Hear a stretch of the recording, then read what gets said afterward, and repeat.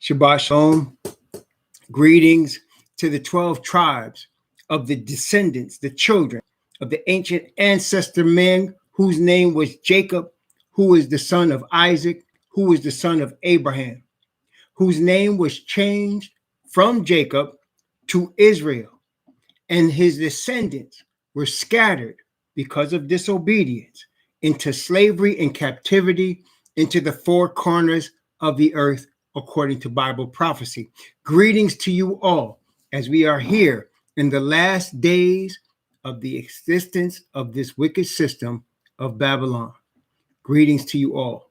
Greetings also to those who are not of the 12 tribes, but who are, as it were, blessed through the Messiah of the 12 tribes, the Israelite Messiah of the tribe of Judah, Messiah Yahushua, blessed through him to enter into the olive tree of the scattered nation, to become one with the scattered nation in worshiping the only true God, Yah. Greetings. Blessings upon those that work in the healthcare field. People that are out here 24 hours a day, 7 days a week, 365 days a year, trying to save lives, often of strangers, people they don't even know. And those that are working in homes for the elderly, trying to comfort those that can't take care of themselves, those that are working in hospices, helping people in their last hours, those that are out here trying to preserve life. Blessings. Blessings also upon those that pick up garbage for us to keep our places clean. And blessings upon those that make deliveries in big 18-wheeler trucks and small little bicycles and everything in between for our convenience. Double blessings on those trying to deliver boys and girls, men and women, teenagers, even babies, from perverted and sadistic sex slaves, operations that are going on around the world. Also, human trafficking, buying and selling and stealing of human beings going on around the world. Blessings upon those that are working both nonprofit agencies and different agencies and privately trying to save them, trying to deliver them from these perverts. And curses upon those that support this industry. Also, finally, blessings on those that are trying to help the homeless. 500,000 human beings in the United States alone that don't have a roof over their head right now and won't have one tonight. Plus millions around the world in the same position or worse, lacking food and lacking shelter. Blessings upon those that are helping such ones. For the Father say, if you help them, you're helping him. Also, blessings upon the people themselves, for theirs is the kingdom. We are going to be studying also Shalom and Shabbat blessings to all those in the chat. Brother Frankie, Isha, King B, Mark, Azariah, Antonio, blessings to all.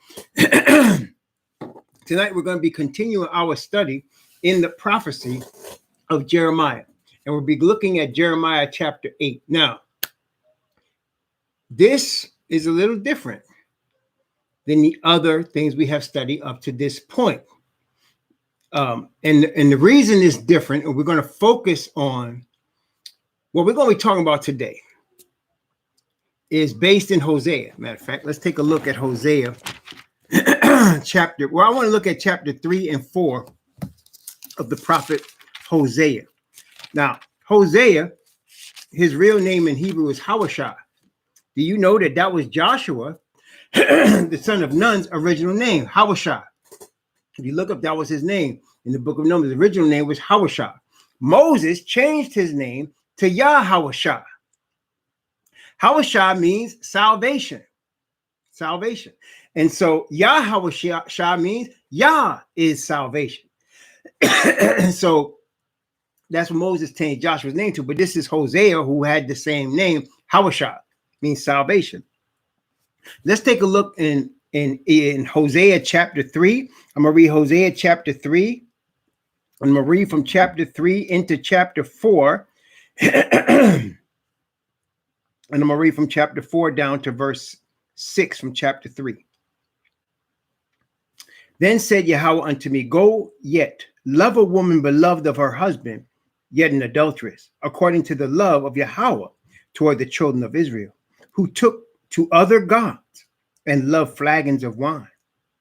So I bought her to me for 15 pieces of silver, and for an homer of barley, and half an homer of barley.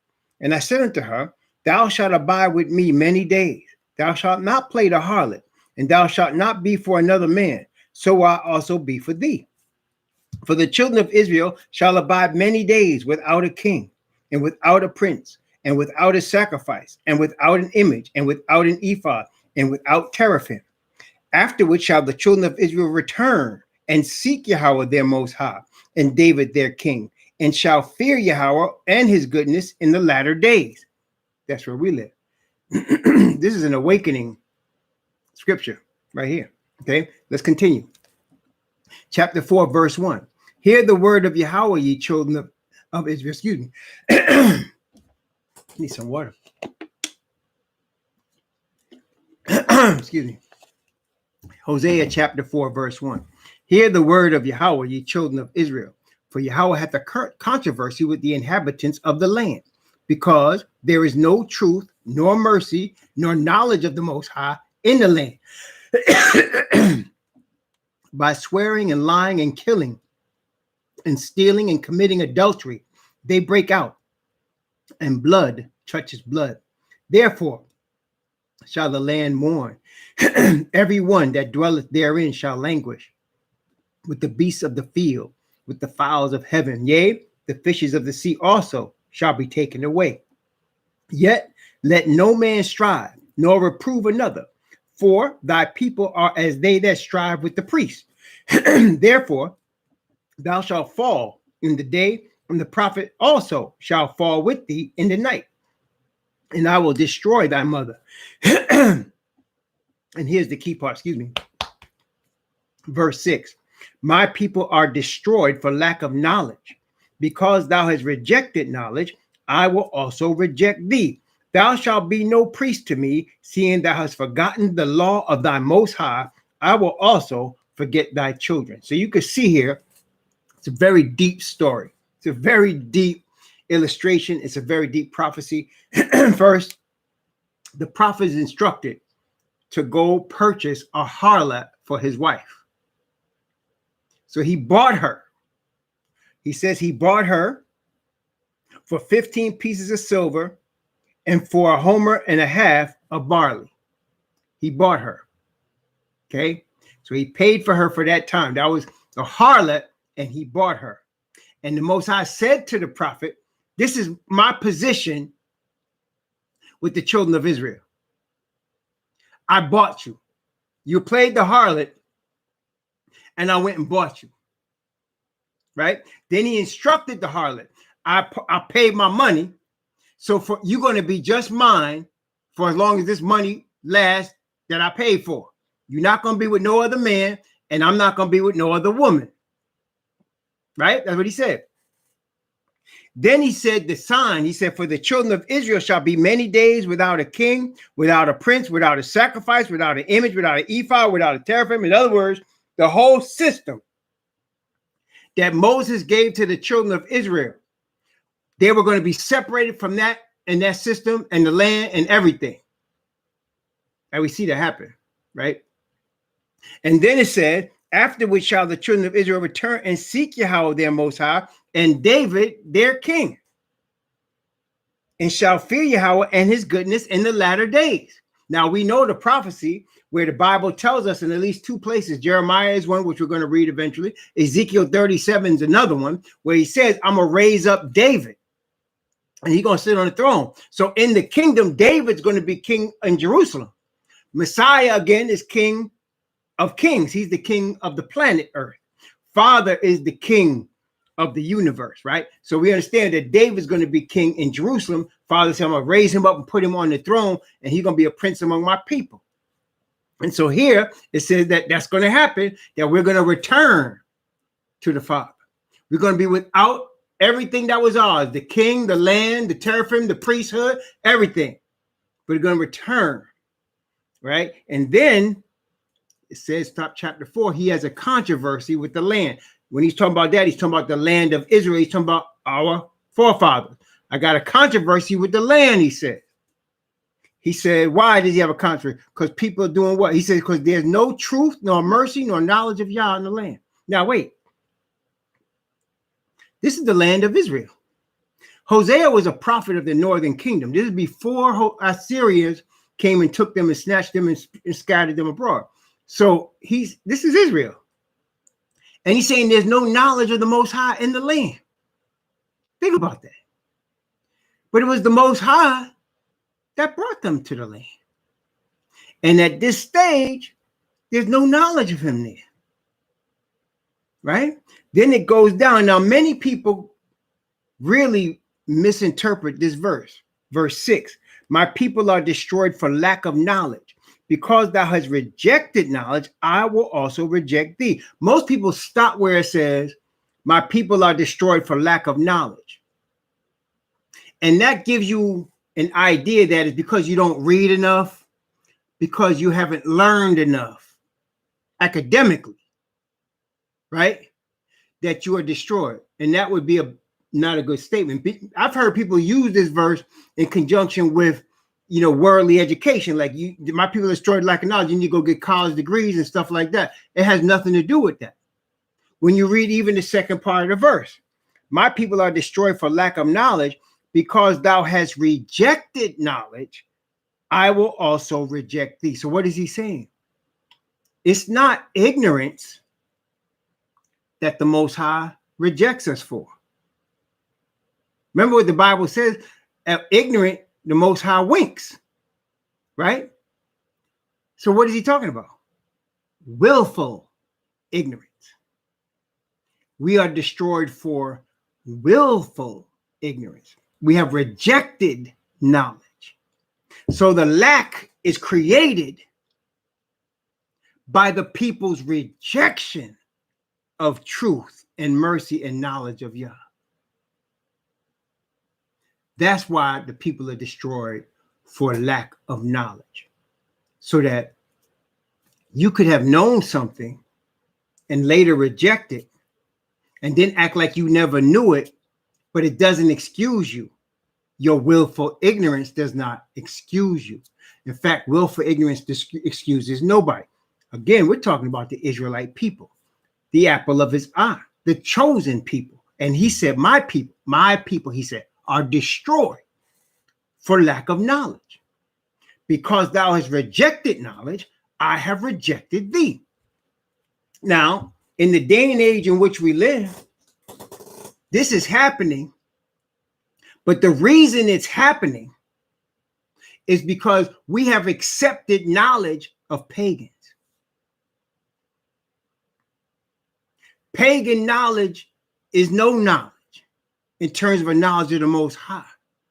When you receive knowledge from Christianity or pagans, because Christianity is paganism, when you receive knowledge of that, you are rejecting knowledge of the truth. And if you understand that what you're in is empty and you still in it, now my people are destroyed for lack of knowledge. Because now you're willfully ignorant. You don't have to be ignorant of the truth. You're choosing to be ignorant. That's why he said. So the Israelite people, our ancestors, our forefathers, were brought into the promised land by Yah, by miracles, by deliverance out of Egypt, and then over the course of a 40-year period, by sustaining them in the wilderness, by guiding them by a cloud in the day and a pillar of fire by night, by bringing water for them out of rocks, by bringing them food from the sky. He provided for them for 40 years. Then they get into the promised land and they destroy anything in front of them. Even bigger and more powerful nations couldn't stand before the children of Israel. So he blessed them, he guided them, and they knew that he guided them. They understood who he was. They saw and understood that he was there with them in Mount Sinai, that he spoke his law to them. They knew that the power of the Spirit of the Father was guiding them. So here they are several centuries later, and they forgot all of that. Now is the time of the awakening. What is that? It says in verse 5 of chapter 3 here, afterward shall the children of Israel return and seek Yahweh their most high and David their king. And there shall and shall fear Yahweh and his goodness in the latter days. It's the time of the return, not to Ghana, the return to Yah. We are the ancestors of these people. And as their ancestors, it's our calling to return to our God, to now accept knowledge of him. And what we're seeing today, one of the things the devil tempted Messiah with, if you recall, he took Messiah to the top of a mountain and he said, cast yourself down, for it is written, he shall give his angels charge over thee, and they shall bear thee up. And Messiah turned to the devil and said, thou shalt not tempt Yahweh thy most high. Today, as we're going to see in Jeremiah chapter 8, the people started to tempt the Most High and reject knowledge. Such is going on right now, which is why the power of the Father's Spirit is being given, so that the message of truth has power behind it, convicting power, to cause people to feel and see with their own spirit that what they're hearing is truth. It's the unfortunate thing that the people reject knowledge then, and unfortunately, except for the remnant, people will reject knowledge now, except for the remnant. Always there is a remnant. Okay, starting, of course, with Noah. Noah was among the first remnant. There were millions of people on the earth at that time. You say, how do you know that? You do simple mathematics, and you see that lineages of people were living for 8 centuries.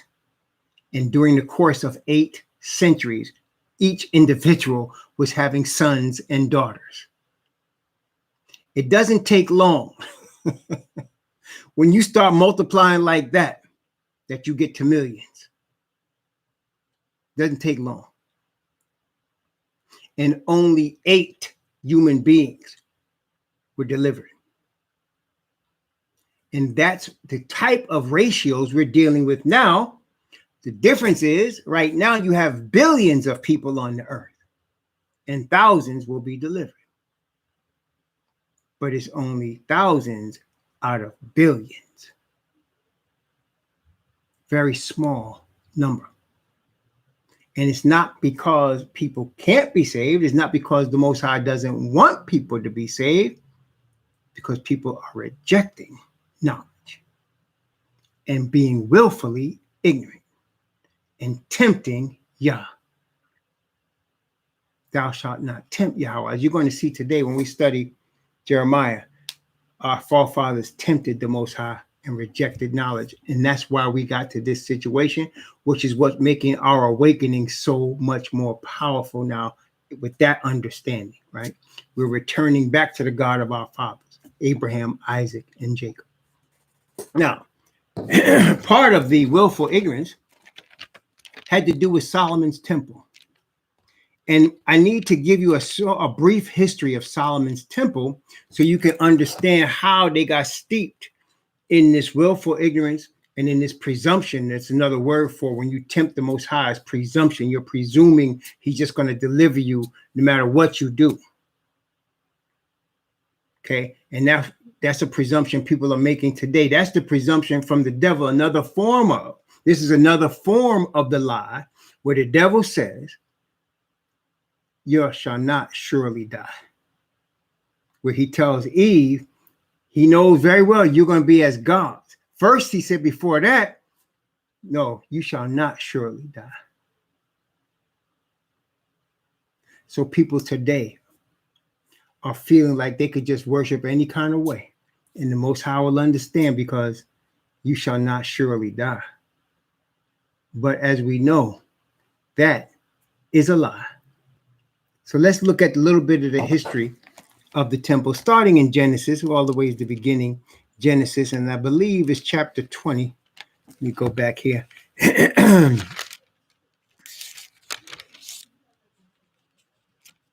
No, it's not chapter 20. It's chapter 22. Chapter 22. Genesis chapter 22. I'm going to begin at verse 1.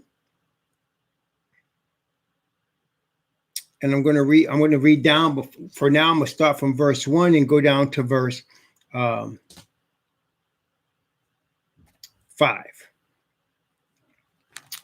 Watch this. And it came to pass after these things that the Most High did tempt Abraham and said unto him, Abraham. And he said, Behold, here I am. And he said, Take now thy son, thine only son, Isaac, whom thou lovest, and get thee into the land of Moriah, and offer him there for a burnt offering upon one of the mountains, which I will tell thee of. And Abraham arose up early in the morning, and saddled his ass, and took 2 of his young men with him, and Isaac his son, and clave the wood for the burnt offering, and rose up and went to the place of which the Most High had told him. Then on the 3rd day, Abraham lifted up his eyes and saw the place afar off. And Abraham said to his young men, Abide ye here with the ass, and I and the lad will go yonder and worship and come again to you. They went where? To Mount Moriah. Remember that. The Most High instructed him to go to Mount Moriah and offer up his son. Now, I want you to understand, Abraham had more than one son. We know about Ishmael, right? He had Ishmael was his son. He also showed us later that he had other sons, and he ended up sending those sons away as he got older because he didn't want no confusion as to who the heir was, and that was Isaac. So he had other sons, but the Most High expressed here to him, take your son, your only son that you love, and offer him. I think you can understand where this is going. His only son. Why did he call him his only son? Because in spite of the fact that Abraham had many sons, Isaac was the son of promise. The Most High told Abraham, in Isaac shall thy seed be called. That is the promised seed of the chosen people of the bloodline of Abraham. He says it's going to come through Isaac, not your other sons. I'm going to bless them because they're your sons, but this is the child of promise. Okay. So he took him, and we know what happened. Let's continue. Verse 6, and Abraham took the wood and the burnt offering and laid it upon Isaac his son. And he took the fire in his hand and a knife, and they both of them together, and they went both of them together. And Isaac spake unto Abraham his father and said, My father. And he said, Here am I, my son. And he said, Behold, the fire and the wood, but where is the lamb for the burnt offering? And Abraham said, My son, the Most High will provide himself a lamb for a burnt offering. And so they went both of them together. The Most High will provide himself a lamb for a burnt offering. Let's continue. And they came to the place which the Most High had told him of. And Abraham went, and Abraham built an altar there and laid the wood in order and bound Isaac his son and laid him on the altar upon the wood. Now, I want you to understand something. Abraham, it didn't say Abraham had to fight with his son to tie him up and put him on that altar. The son allowed himself to be tied up and was willing to allow himself to be offered as a sacrifice for sin. Y'all see what it says, right? He said, take your son to Mount Moriah. I'm going to show you the mountain in Moriah. And I want you to offer him there for a burnt offering. A burnt offering is an offering for sin. Son asks him, Father, we got the wood, we got the fire. Where's the lamb for the burnt offering? Abraham said, Yah himself will provide a lamb. And then when they got there, Isaac realized he was the lamb. And he allowed himself. He had laid his life down to be taken out for sin. Isaac did that. At Abraham, his father's request. At his father's request. Let's keep going. Verse 10. And Abraham stretched forth his hand and took the knife to slay his son. And the angel of Yahweh called unto him out of heaven and said, Abraham, Abraham. And he said, Here am I.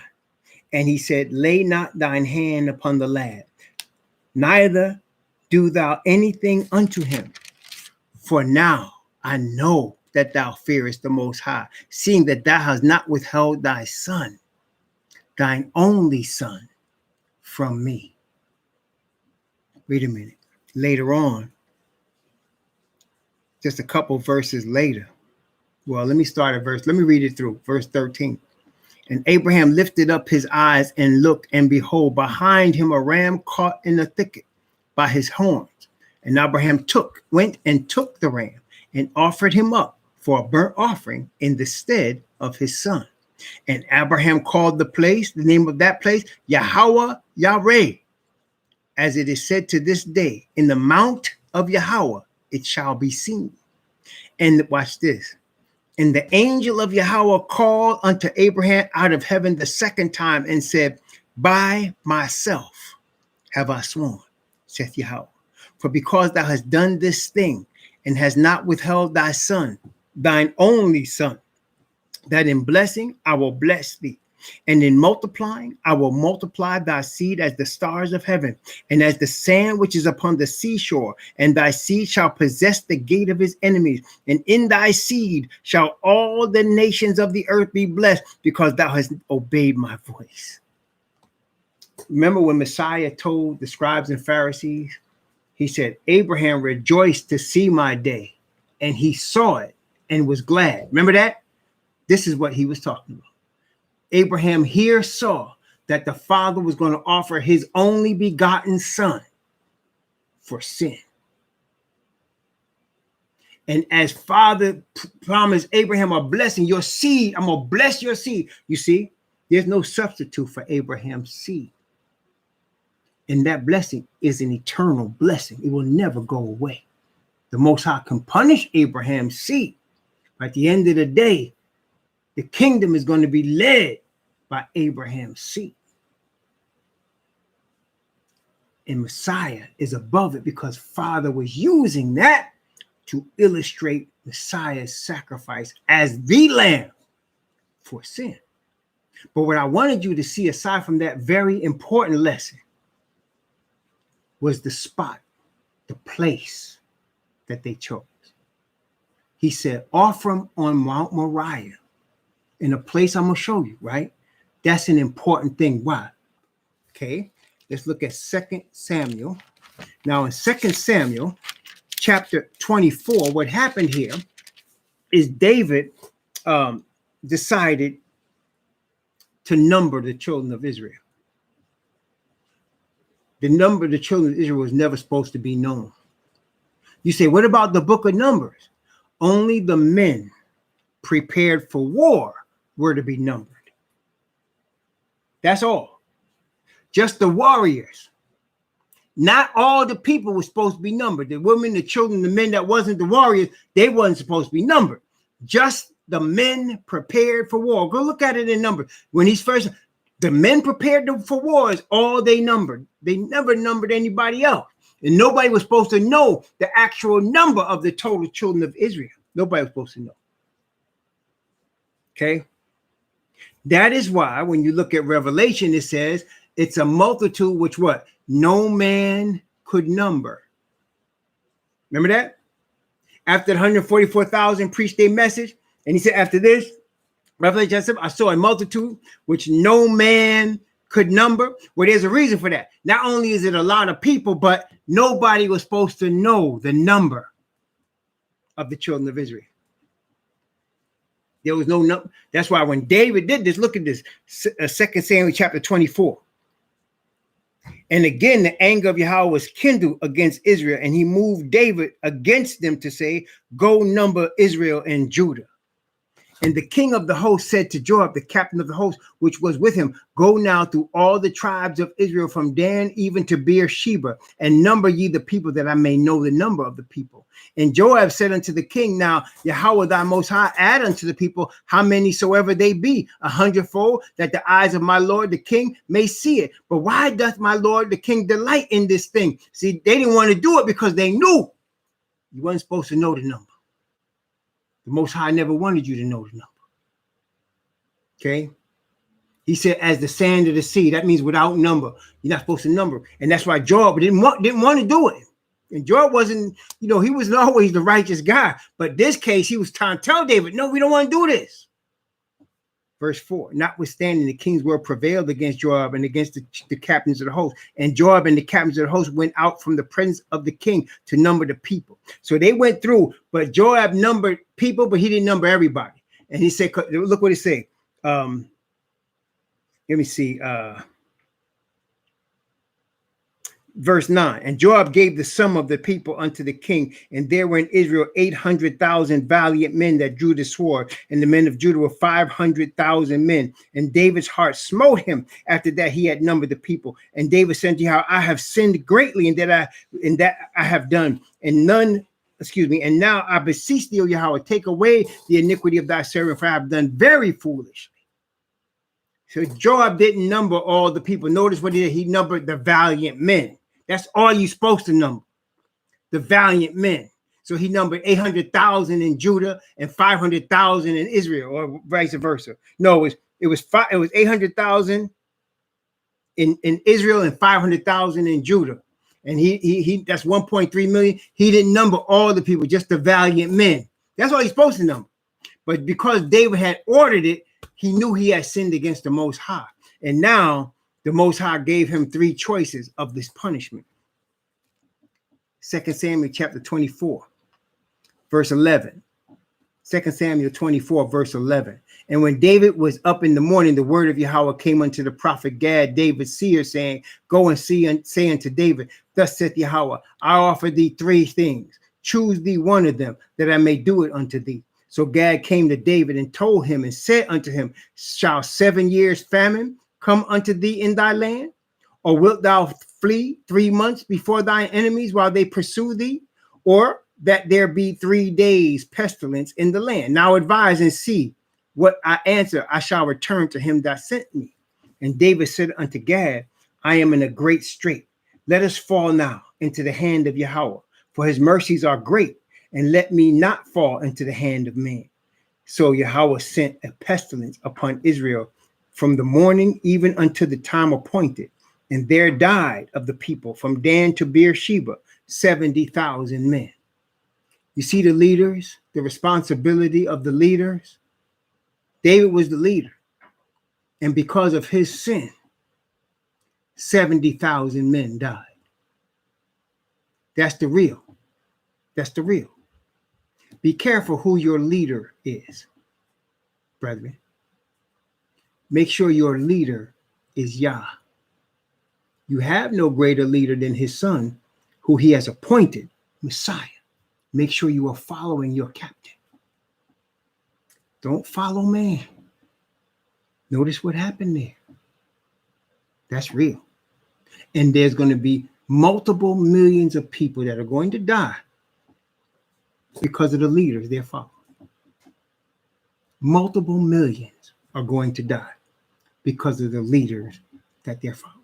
Follow Father Yah and his son Messiah, who he has appointed captain of the host. And you'll be safe. The spirit of righteousness will guide you in the way you should go. You'll be safe. But when you follow a different path, you're rejecting knowledge. Let's continue. And when the angel stretched forth his hand upon Jerusalem to destroy it, Yahweh repented him of the evil and said to the angel that destroyed the people, it is enough. Stay now thine hand. And the angel of Yahweh was by the, watch this now. And the angel of Yahweh was by the threshing place of Arunah, the Jebusite.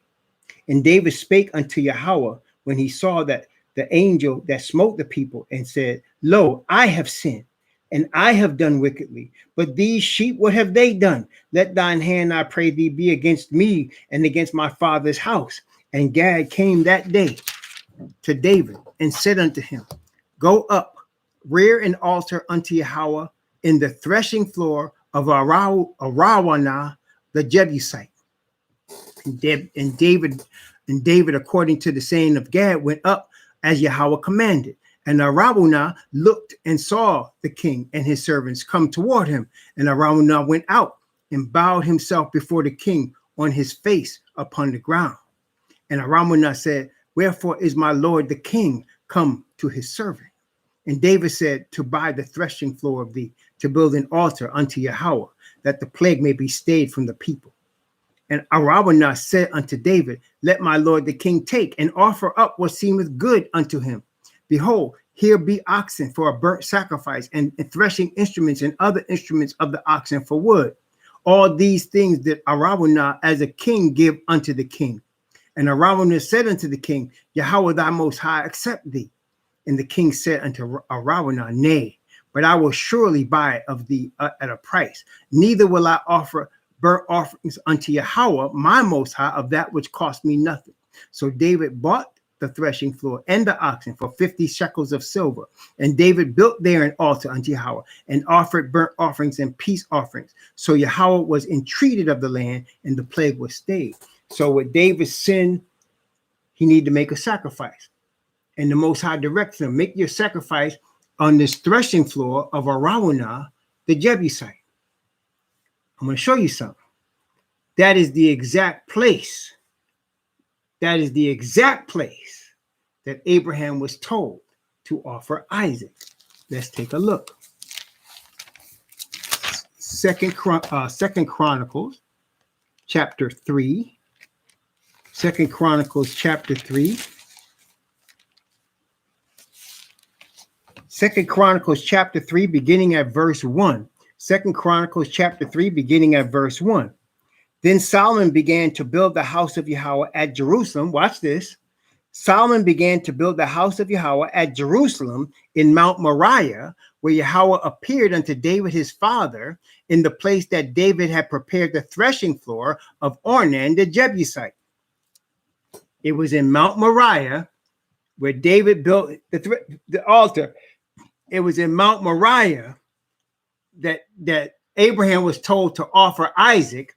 And guess what else happened on Mount Moriah? It was on Mount Moriah that Messiah was put to death for our sins, the sins of his people. See, it's no coincidence. It was Mount Moriah the whole time. Mount Moriah was where eventually Zion would be. And of course, where do you think the New Jerusalem's going to be? Same spot. Same spot. Okay, now let's continue. We're talking about the temple, right? So let's go back. First Kings,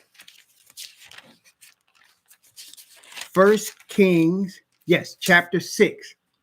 First Kings chapter 6. You're going to understand this when we go to Jeremiah chapter 8, but we got to go understand a little bit more about the temple, okay? First Kings chapter 6, beginning at verse 1. And it came to pass in the 480th year, after the children of Israel were come out of the land of Egypt, in the 4th year of Solomon's reign over Israel, in the month of Ziph, which is the 2nd month, that he began to build the house of Yahweh. Now you get a whole history right here, very powerful. So when it was in his 4th year, Solomon's 4th year of his reign, that he began to build this temple on Mount Moriah. And the Bible is telling us that when that date, the second month of that year, that was the 480th year from the day that the children of Israel left Egypt.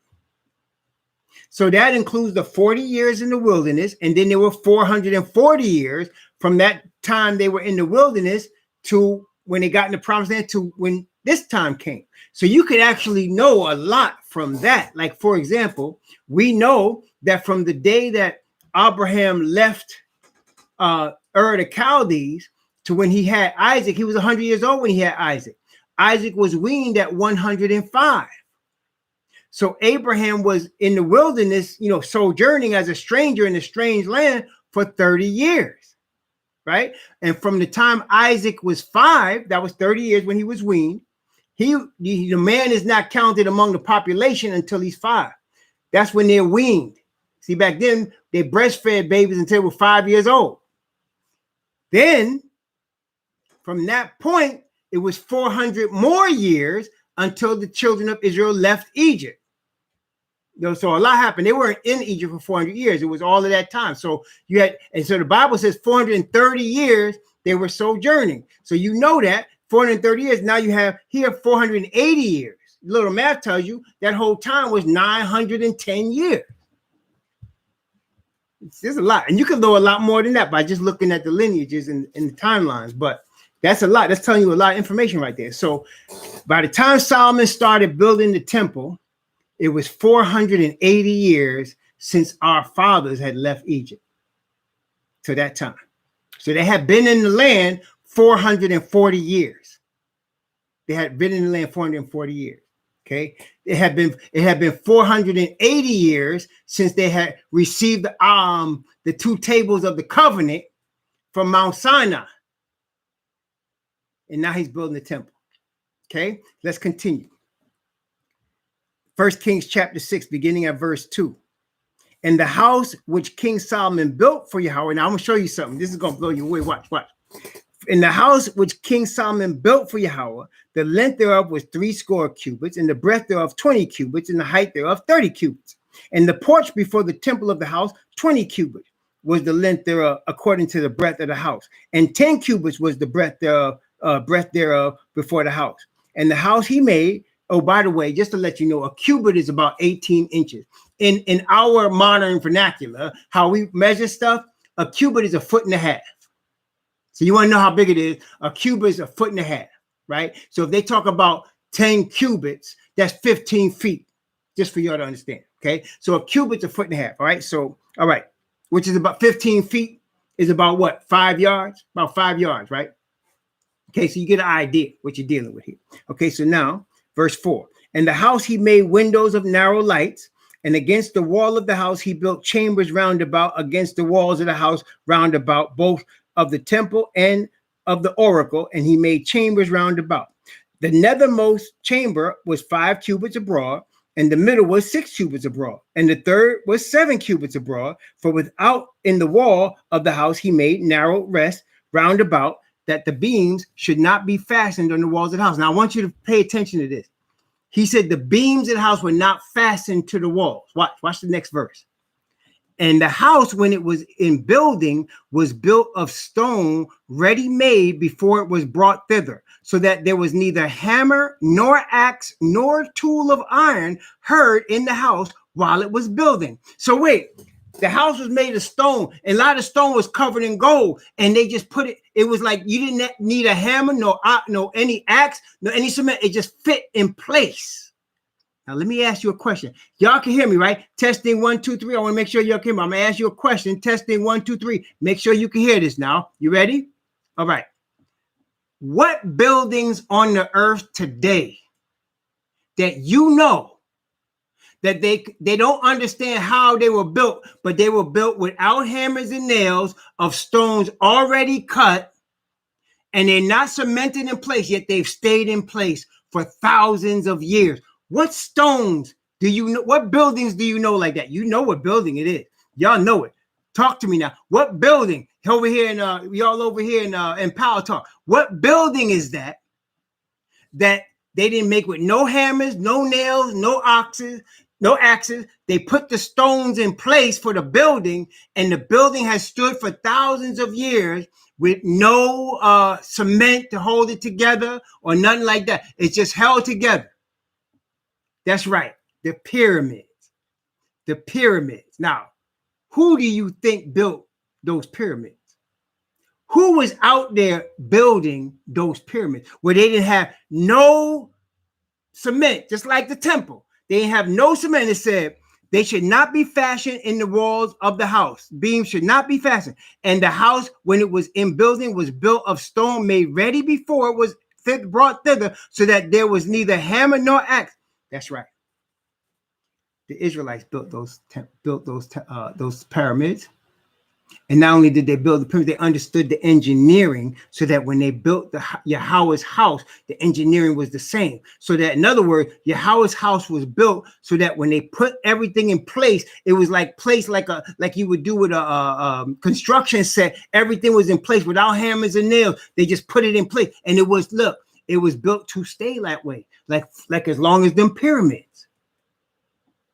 It was built to stay that way. Can you believe that? So it was built to last as long as them pyramids. Okay. See, you can see now, because even today, they call them pyramids one of the 7 wonders of the world. Don't they? They call them pyramids one of the 7 wonders of the world. Can you imagine Solomon's temple covered in gold? Not made with any axes, just everything sitting in place and settled like that. Okay. That actually caused the problem, which we're going to see in Jeremiah chapter 8. But see, that they have no tool upon it. They built it in place like that. Now watch. The Most High understanding what was done, and Solomon, of course, understanding what was done. Let's take a look here. Chapter 9, 1 Kings chapter 9.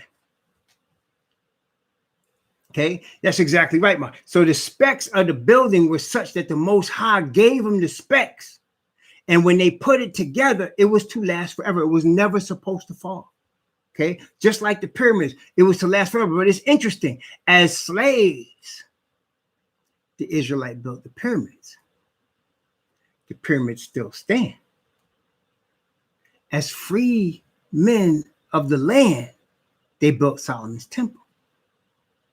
And the temple is not standing. It was supposed to stand forever, but it's no longer. Okay, and there will never be a building like that. You know why? Not until the Most High brings the New Jerusalem here. You know why? That's why them Ashkenazi could talk about sacrifices and starting the temple all they want. They cannot build a building like that, because the Most High himself gave Solomon the measurements. That's why they blessed to the Most High. And anybody that would try to duplicate that building, it's like somebody trying to duplicate the priest outfit and put it on. You're going to be cursed. Or somebody trying to put the incense or the oil, the holy oil that the Most High said only for the high priest, try to make it and put it on themselves. You cursing yourself. So they're never going to be able to build a temple like that. Ever. Because the Most High ordained that building. And he ordained the measurements. The same with the pyramids. Now you can understand the pyramids are a sign of our rebellion. Do you see that? They're going to be destroyed. when the Messiah returns, they're going to be destroyed because rebellion will be over. But right now they stand, and we built them. It's a sign. We built those things as slaves. You understand? It's a testament to the Israelite slavery, so that we will never forget. Why did we get into that? How did we get there? And now we know how we're getting out. 1 Kings chapter 9, beginning at verse 1. And it came to pass when Solomon had finished the building of the house of Yahweh, that the king's house and all Solomon's desire, which he pleased to do, that Yahweh appeared to Solomon the second time, as he had appeared unto him at Gibeon. And Yahweh said unto him, I have heard thy prayer and thy supplication that thou hast made before me. I have hallowed this house which thou hast built to put my name there. forever. Y'all remember why I told y'all you can't just keep feasts anywhere you feel like it? And you definitely cannot do it in your enemy's land? Because this temple that was built, that's the place that Most High kept telling Moses, tell my people where I place my name there, and the place which I shall choose to place my name there. That's where you're going to keep your feast. Now, prior to this, they kept the feast in the land of Ephraim, where Joshua was. That's where he placed his name there. But here Solomon built this temple. David had brought the ark to Jerusalem, and it was under a tent. But now he's building this house, and the father's telling Solomon, I'm placing my name in this building. Okay? Verse 3. And Yahweh said to him, I've heard thy prayer and thy supplication that thou hast made before me. I have hallowed this house which thou hast built to put my name there forever. And mine eyes and mine heart shall be there perpetually. And if thou wilt walk before me, as David thy father walked, in integrity of heart and in uprightness, to do according to all that I command thee, and will keep my statutes and my judgments, then will I establish the throne of thy kingdom upon Israel forever, as I promised to David thy father, saying, there shall not fail thee a man upon the throne of Israel. But if ye shall at all turn from following me, ye or your children, it will not keep my commandments and my statutes, which I have set before you, but go and serve other gods and worship them, then will I cut off Israel out of the land which I have given them. And this house which I have hallowed for my name will I cast out of my sight. And Israel shall be a proverb and a byword among all people.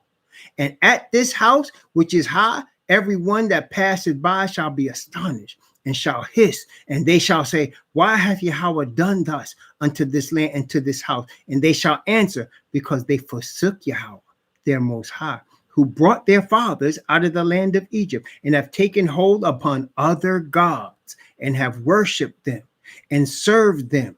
Therefore hath Yahweh brought upon them all this evil. You see what the mark of the beast is all about? It's not about an imprint on your hand or a tattoo on your forehead or an RFID chip or a COVID shot. It's about the worship of other gods. It's about the worship of the beast and his system. That's what it's about. The forehead represents your sealing in that spirit of man. And your hand represents work, what you do for man. It says forehead or right hand. Remember when Paul and Barnabas met with Peter and James, and they met together, and Paul said that Peter and James and the Israelites that were the leaders blessed their work among the Gentiles and gave them what? The right hand of fellowship, meaning that they accepted their work and they accepted their doctrine and their teaching to the Gentiles. The Bible says that we receive the mark in our foreheads, the seal, which is mean we have received it. It is part of us. We are promoting it. Or in your right hand, which means you fellowship with it. And it's another God. He's especially telling this to the Israelites, his true people. If any man worship the beast in his image. And if you remember now, this has been going on in Israel a long time. That's why it's not hard to see the sin of the people of Israel that have always got us in trouble is worshiping other gods. All of these gods of these other churches and religions are other gods. Thou shalt have no other gods before me. That's the first thing he said. And that's the first thing they did wrong, worshiping other gods. And he says to Solomon again, if they worship other gods, you turn from me and worship another God after everything I've done for you, I'm gonna cast this whole building out of my sight. So this building was supposed to last forever. And obviously he did cast it out of his sight. But what happened before that is why we're in Jeremiah chapter 8. So let's turn to Jeremiah chapter 8.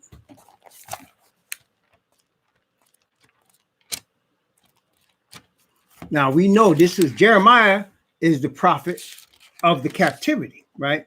It was during his lifetime that the temple was destroyed. But at the early part of this prophecy, as we're reading now in chapter 8, it was not destroyed. And Jeremiah was warning the people, but they would not believe him. They would not follow him because of several things. Number one, they knew they were the bloodline of Abraham. They knew they were the chosen people. They saw Solomon's temple, a building that was supposed to last forever, that was sitting there, would never be moved. And so with that in mind, and they were in Jerusalem, they were like, we the people of the Most High. We're not ever going to be lost. We're not ever going to die. This is going to be forever. Because God said it. The Most High said it. Y'all said it. It's going to be forever. In this, they were being what? Willfully ignorant. In this, they were doing what? Tempting the Most High. Let's look at it. Jeremiah chapter 8. I mean, not, is it 8? No, 7. I'm sorry. We did 6 last time. We in 7 now. Yeah, it's Jeremiah chapter 7, not 8. Jeremiah chapter 7. Jeremiah chapter 7, excuse me. So let's start at verse 1 of Jeremiah chapter 7. Getting ahead of myself for a minute. The word that came to Jeremiah from Yahweh saying, watch what he tells Jeremiah. The word that came to Jeremiah from Yahweh saying, stand in the gate of Yahweh's house and proclaim there this word and say, hear the word of Yahweh, all ye of Judah that enter in at these gates to worship Yahweh. So he goes to Solomon's temple. He is constructed. He is instructed. Go to Solomon's temple and proclaim these words. Now, as we're going to read Jeremiah, this is not the first time. He's going to do this multiple times. He's going to go to the temple of Yahweh and tell the people some strong stuff. Okay? And only a remnant would receive it. Okay? Only a remnant would receive it. And that remnant included Daniel and his 3 friends and Ezekiel. Okay, that remnant included them, but only a remnant will receive it. Okay, so here you go. Jeremiah chapter 7, verse 3. Thus saith Yahweh of hosts, the Most High of Israel, amend your ways and your doings, and I will cause you to dwell in this place. Trust ye not in lying words, saying, the temple of Yahweh, the temple of Yahweh, the temple of Yahweh are these. So they were trusting that because the temple was there, which represented Yah's presence, the place where he chose, nothing was going to happen to them no matter what they did. No matter what they did. And he said, that's lying words.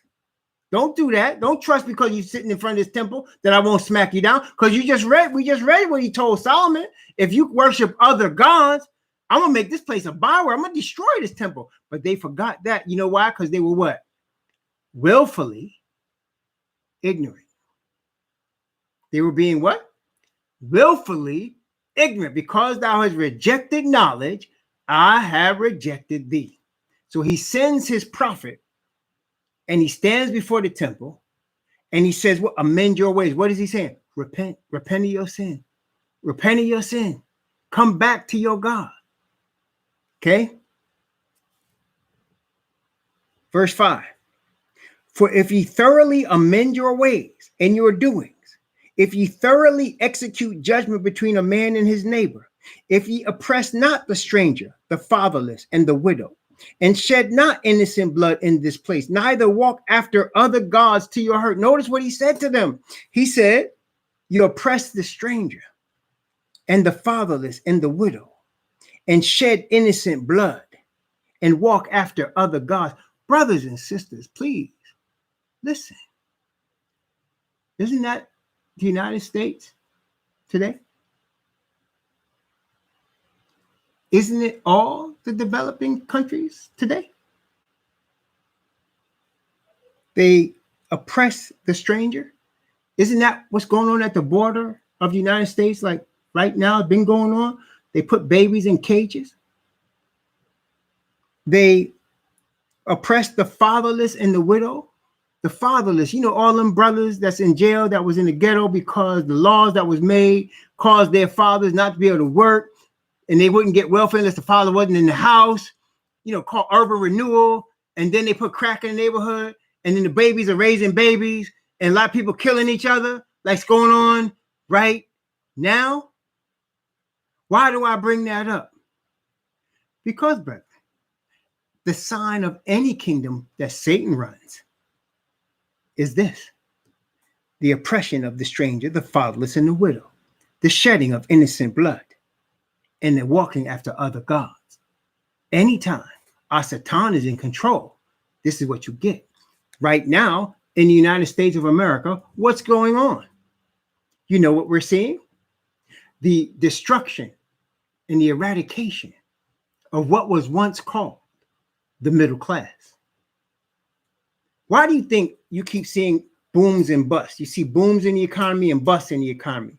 Sometimes it's real estate, sometimes it's tech. You see booms and busts, stock market rising and busts. Every time you see a bust, people that were once middle class slide back into poverty. That's what happens. And what's going on now is you're getting a lot of middle class Caucasian people that are sliding back into poverty, whose fathers were doing better than them. See, in the United States, especially among the Caucasian, it was like this. It was always the expectation that the next generation would do better than the previous generation. That was the expectation. When the people that was coming from Europe came here, the expectation was always the first generation has it hard, and the second generation gets educated, get it better, and every generation gets better after that. But what we are seeing now, because of the economy run by the sons of Yafet, is the millennials now are like the first Caucasian generation to not do better than their fathers. And it's not like they're not trying. The game is rigged. But because of the lie that they've been told, we just got all this because we just work hard and we just earned it. The lie they've been told is now catching up because the game has always been rigged.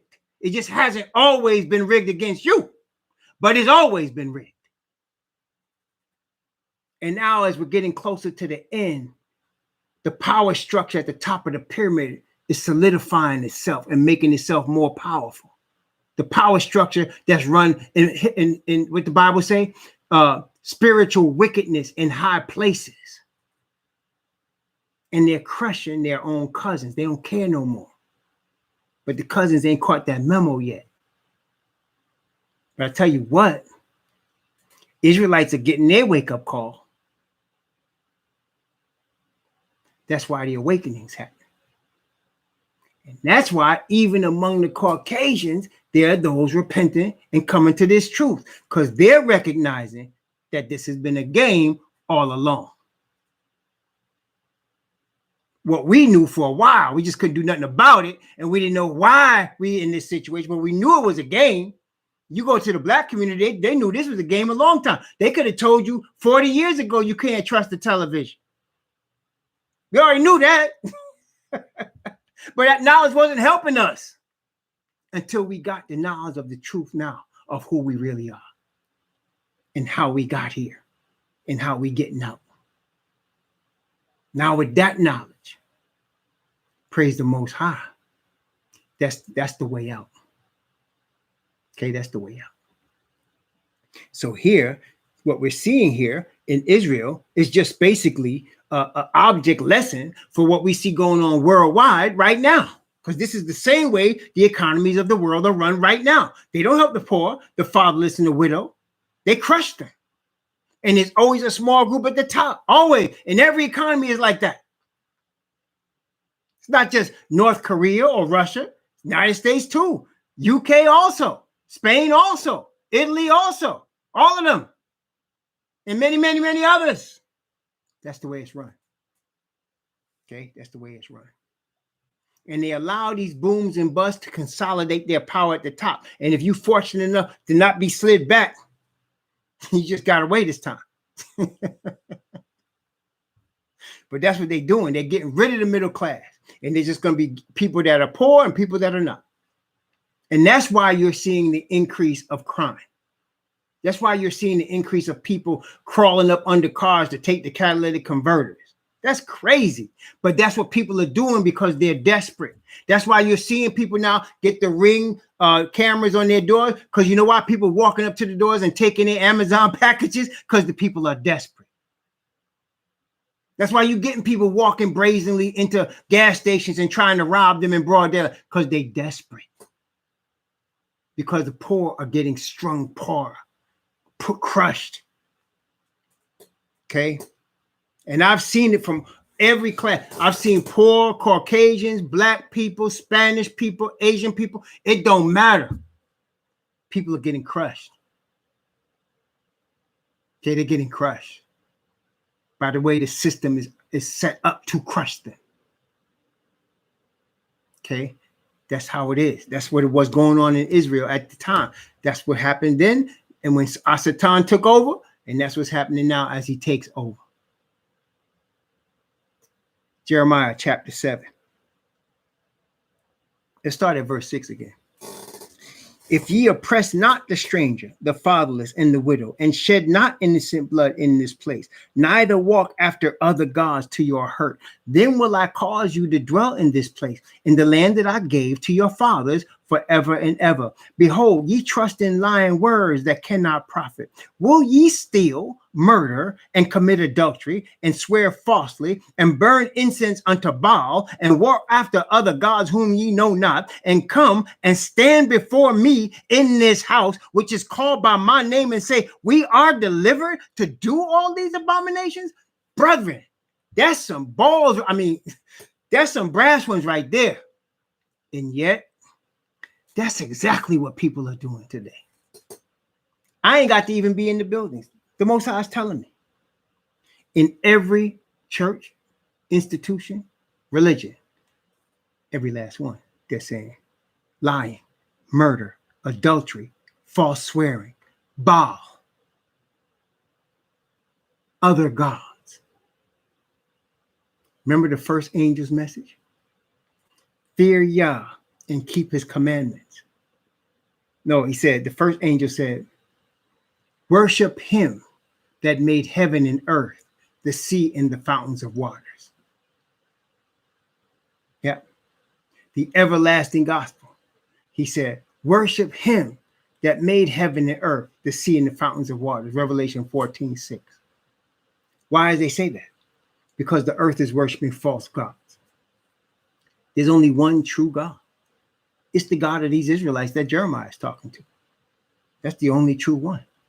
And as we are now awakening, part of our job is to not only return ourselves to our God, but cause all the peoples of the earth, because we are the blessed seed of Abraham. Remember what he told Abraham?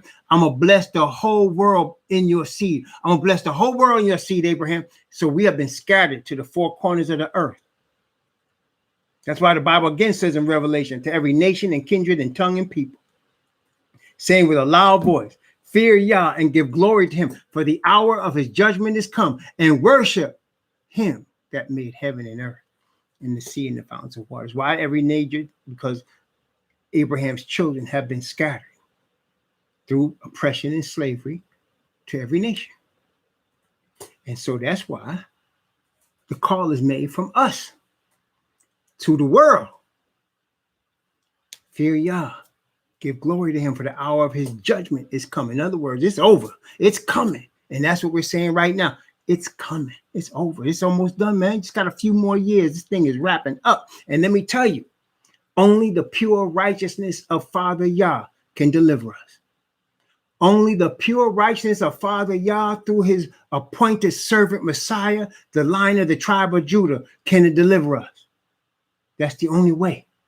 He's not taking no shorts, yet he has put this out here for us to receive his spirit and to overcome the system that we are now in and to stop worshiping other gods. Gods of Christianity and Islam and Judaism. False gods. It's amazing they call themselves Abrahamic. It is. It's really, I say amazing, but I'm really disgusted. And I'm sure the Most High is calling yourselves Abrahamic. The Christians use the New Testament for their religion. Judaism uses part of the Old Testament for their religion. Nobody uses the whole Bible or follows it. They're just using it for their religion to go with their other stuff. Islam has their own book, of which the Most High never gave no Arab prophet a word, according to what we know from the Israelite nation, the only true people, the children of Isaac and Jacob. Okay? Yet they call them all Abrahamic. That's an insult to the Most High. Those are other gods. Only the God that was on Mount Sinai with 600,000 men of war for Israel is the only true one. Only of those 12 tribes whose names are written on the gates of the New Jerusalem, that's the only one. He named no other people but them.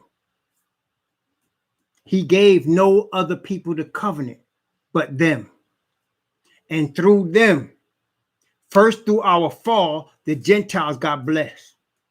And now we are rising again to bless the earth with the truth of our God as we return back to him.